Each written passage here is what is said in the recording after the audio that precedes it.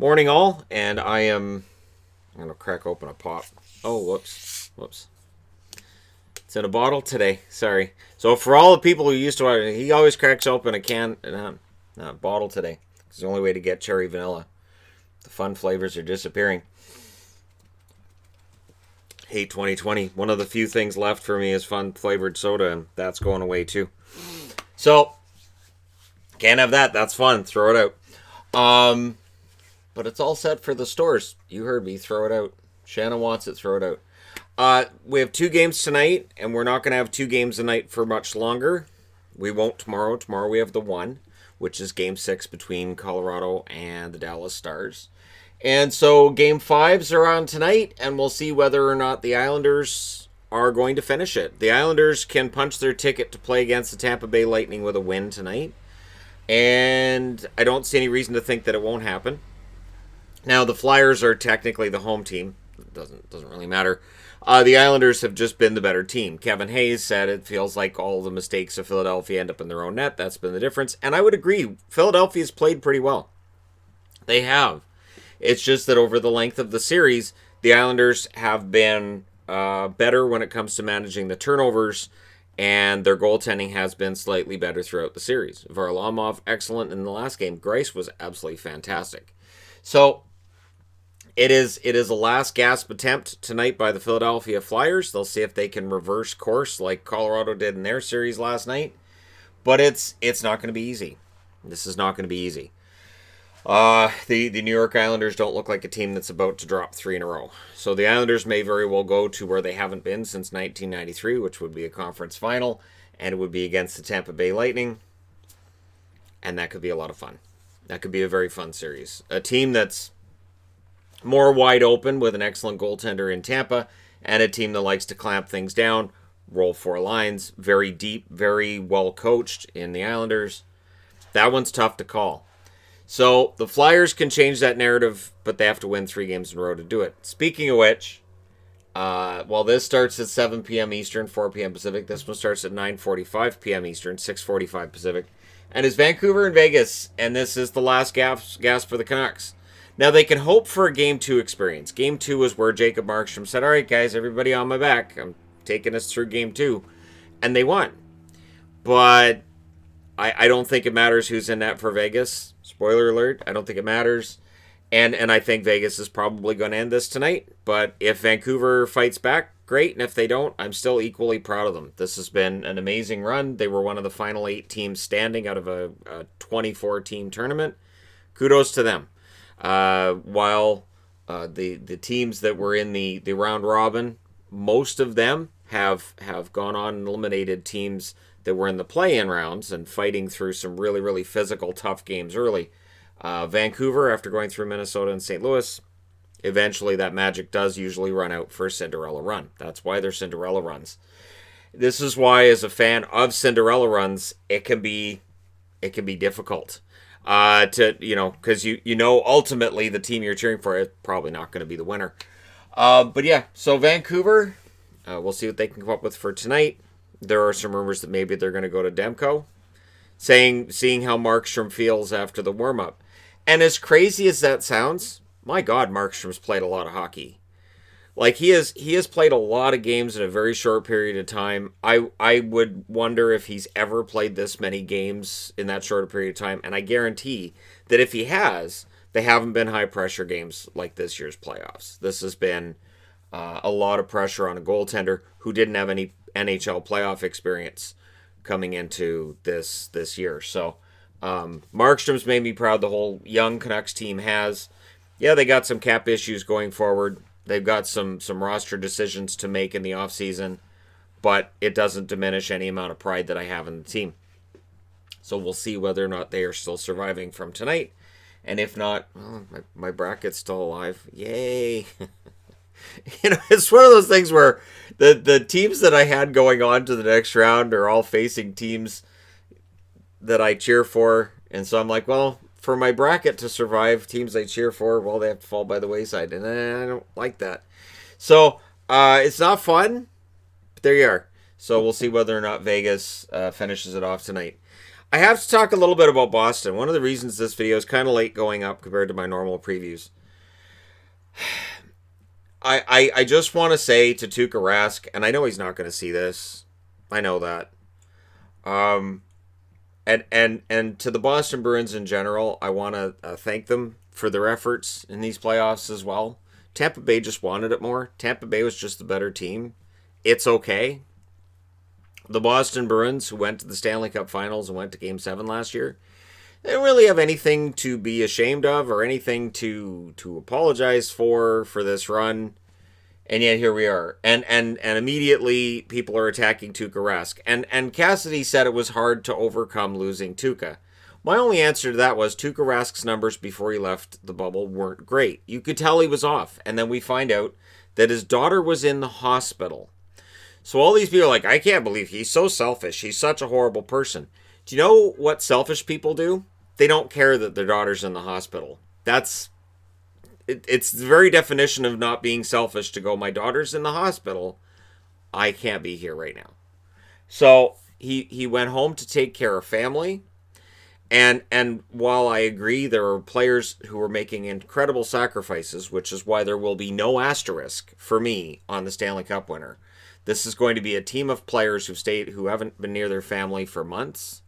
This is going to be a team of players who have had to stay isolated for months.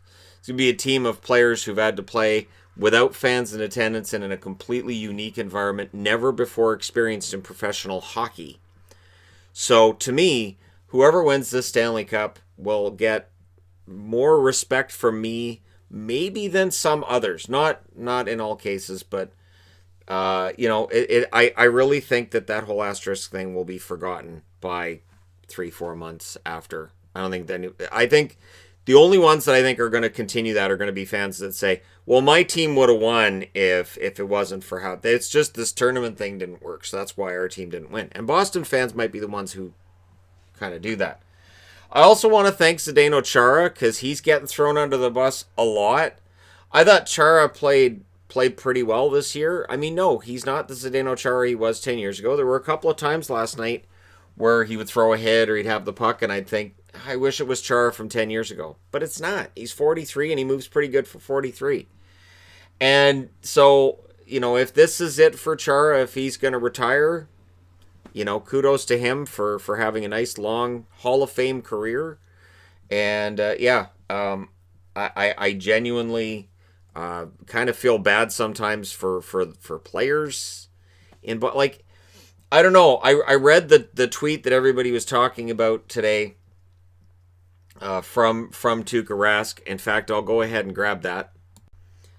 So I don't know who Mark James is, but he wrote a tweet. As a lifelong Bruins fan, I'm disgusted. This is Dear Tuukka. As a lifelong Bruins fan, I'm disgusted by your cowardly decision to give up. You quit, capital letters on quit, because that's important.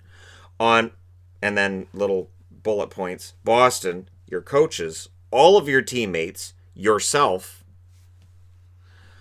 and every Bruins fan. Do not speak for me, Mr. James. Don't speak for all the Bruins fans. I have talked to other Bruins fans who've said, totally understand with Tuukka, hopefully everything's okay. So no. This is why people say I can't stand Bruins fans. And then this I hope that I never, again, all capital letters, have to see you. You is just a letter U, because you don't want to spend the time to write 3 letters. In the black and gold sweater with a spoked B, B's in quotes, again. I'm not sure why black and gold sweater are all capitalized. Used an ampersand for and. This is the problem. So I wrote, Dear Tuukka, we understand your daughter was in the hospital. We understand how hard it has to be in the first place. Not all Bruins fans are douchebags. The Bolts weren't being beaten anyway. Anyways, thanks for your years of service. Because that was my letter to Tuukka Rask. Seriously.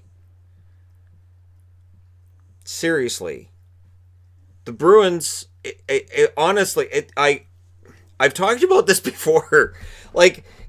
You have to, you have to shake your head at this kind of stuff where you're like, what in the crap is this? What is your mouth hole speaking right now? Why is your mouth hole still speaking? Oh, that's just off. Seriously. I mean, I understood the anger at the time, like he's being selfish, even though I defended it. And I have not changed my mind on this at all. This isn't I condemned it and now I'm saying, no, it's okay. I'm not doing that. He gets a call from his wife and his daughter that she's in the hospital. People are like, how horrible. It's terrible that he would leave a hockey tournament, which we've all been damning anyways, and talking about how it shouldn't count for anything. And it's really not important. Not this year. But because we've decided that we're having this tournament, you better be in that bubble and stay there. And we don't care if your daughter's in the hospital and what's wrong with her. We don't know. But we'll go ahead and condemn you for it and judge you for it.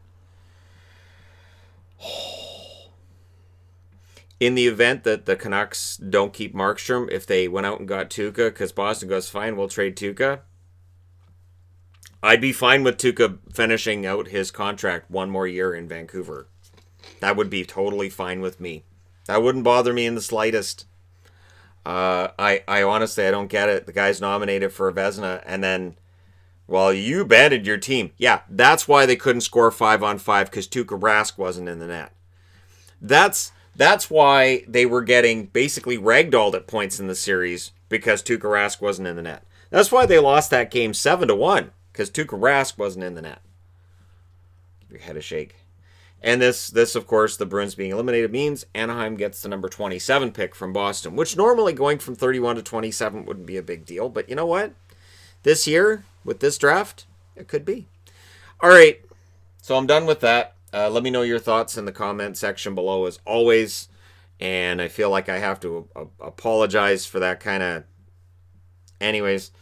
There we go. Thank you guys so much for watching, for all your support. I can't believe that guy's got a blue check mark. I can't believe he's on the radio. Just can't.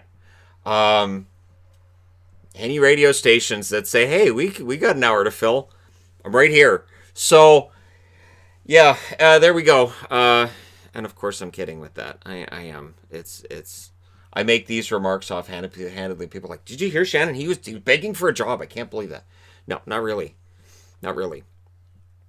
Anyhow, thank you guys so much for all your support. And I do these videos every day, of course. And yet I'm with my family, so I guess in a way I'm with a coward too.